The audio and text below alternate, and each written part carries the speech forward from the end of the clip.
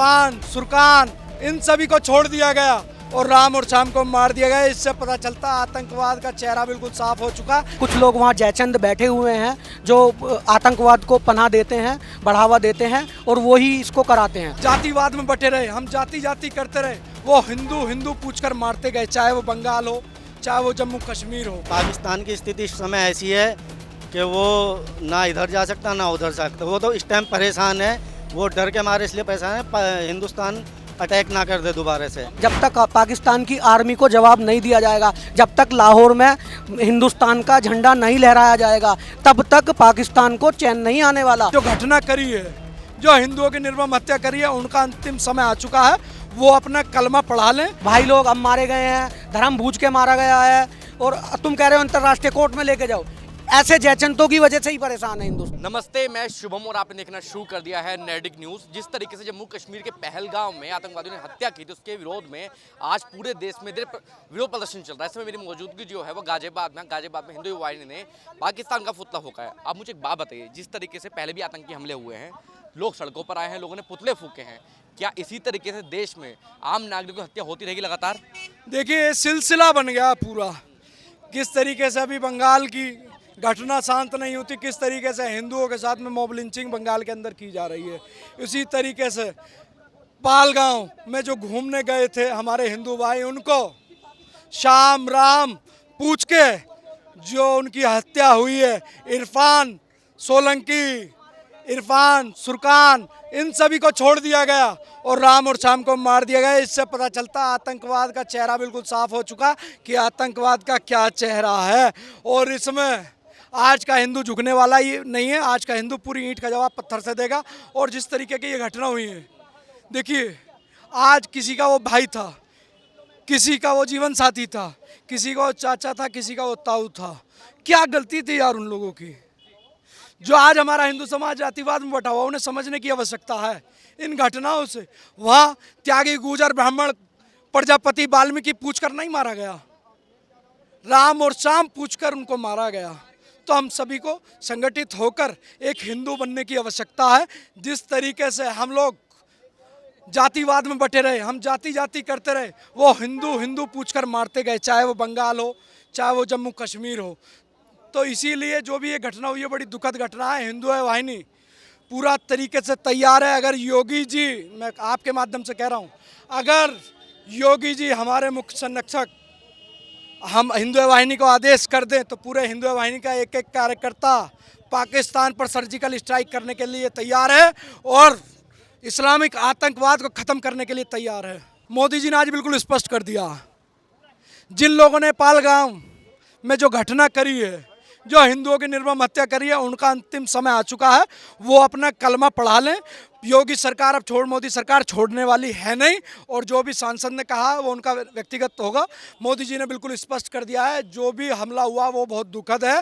प्रत्येक हिंदू के साथ मोदी सरकार, योगी सरकार है और पूरी तरीके से जो भी दोषी होंगे उन इस्लामिक आतंकवाद को खत्म करने का काम करेंगे। कह रहे हैं कि इस घटना के बाद से मुसलमान जो है देश में असुरक्षित महसूस कर रहे हैं।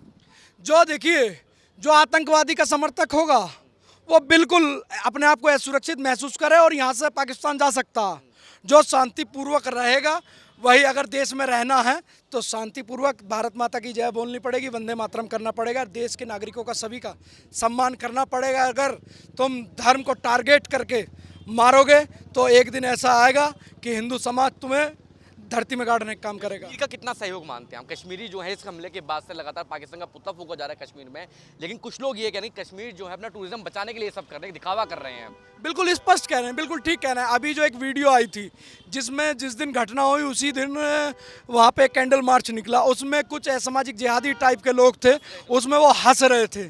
अरे इतना बड़ा पूरा देश रो रहा है, पूरे देश के रोने वाली बात है, पूरे देश की रूह कांप गई इस घटना से और आप हंस रहे हो।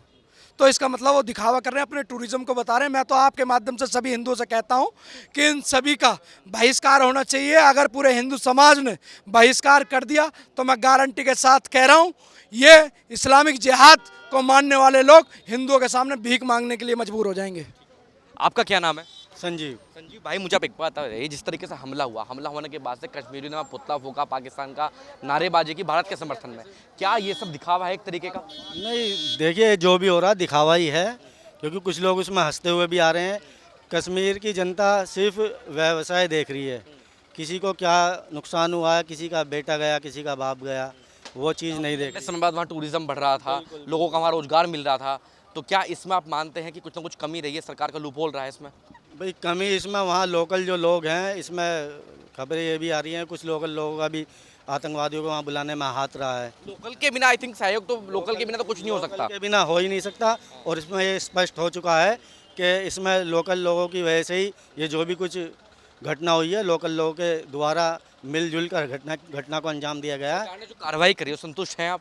नहीं, सरकार ने अभी तक फिलहाल कल तक जो निर्णय लिए थे वो ठीक लिए थे, लेकिन मुझे लगता है आगे भी और सख्त कदम उठाए जाएंगे। मोदी जी पाकिस्तान ने भी शिमला समझौता रद्द कर दिया है, पाकिस्तान ने भी कहा है कि अगर पानी रोक दिया गया तो ये एक एक्ट ऑफ वॉर का सिलसिला शुरू हो जाएगा। नहीं, देखिए पाकिस्तान की स्थिति इस समय ऐसी है कि वो ना इधर जा सकता ना उधर जा सकता। वो तो इस टाइम परेशान है, वो डर के मारे इसलिए परेशान है हिंदुस्तान अटैक ना कर दे दोबारा से। हम लोग हर बार यही बात कह के खुश हो जाते हैं, लेकिन पाकिस्तान के मंसूबे तब भी हमसे ज़्यादा मजबूत हैं। नहीं, ऐसा नहीं है, आप उस पर देख लीजिए। पाकिस्तान की आर्थिक स्थिति बहुत ज़्यादा डाउन है, गिरी हुई है, और पाकिस्तान इस टाइम सिर्फ यही सोच रहा है कि तरह से वो अपनी जान बचा ले। आपकी लड़ाई जो है आतंकवाद से है, आपकी लड़ाई मुसलमानों से है।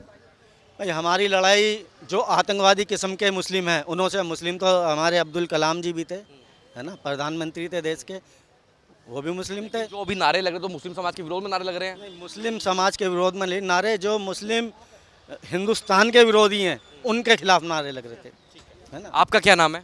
मोनू उपाध्याय। मोनू भाई, मुझे आप एक बात बताइए, आपकी उम्र कितनी हो गई है? मेरी उम्र होगी 38। 38 ईयर्स की उम्र में आपने तमाम हमले देखे होंगे देश पर। सबसे दुखदाई हमला होगा ये अभी तक का। सरकार का जो रुख है अभी तक, उससे आप संतुष्ट हैं?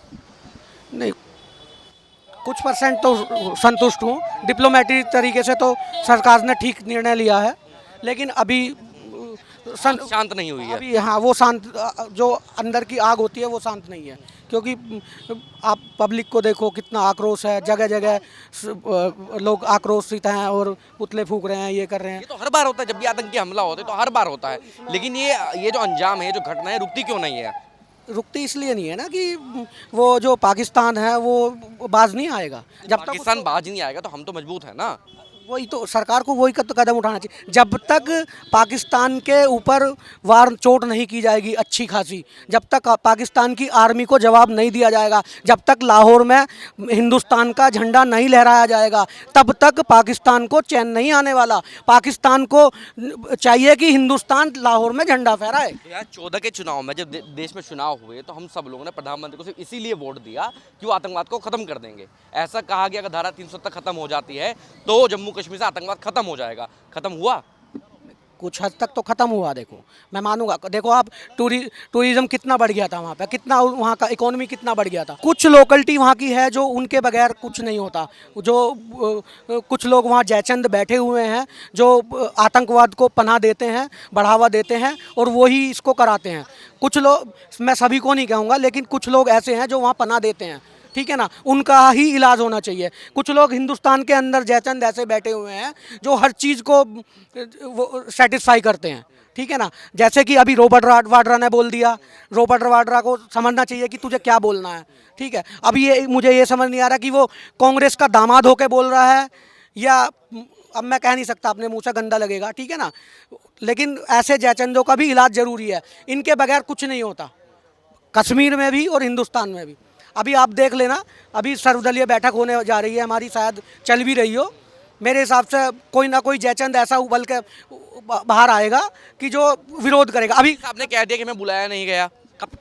मैं क्या कह रहा हूँ, बहुत लोग ऐसे हैं कि कोई ना बहाना लेके बैठे होंगे, ठीक है। कल को कांग्रेस भी ये भी कह सकती है कि हमें भी नहीं बुलाया गया, ठीक है। आप मेरी बात समझो कि कल कपिल सिब्बल ने एक ट्वीट करा था, शायद ट्वीट ही करा था, तो मैंने उसमें देखा कि वो कह रहे थे कि इसको अंतर्राष्ट्रीय लेवल कोर्ट में लेके जाना चाहिए, अंतर्राष्ट्रीय कोर्ट में लेके। अबे सज़ा अब देनी है, कहाँ हमारे भाई लोग अब मारे गए हैं, धर्म बूझ के मारा गया है, और तुम कह रहे हो अंतर्राष्ट्रीय कोर्ट में लेके जाओ।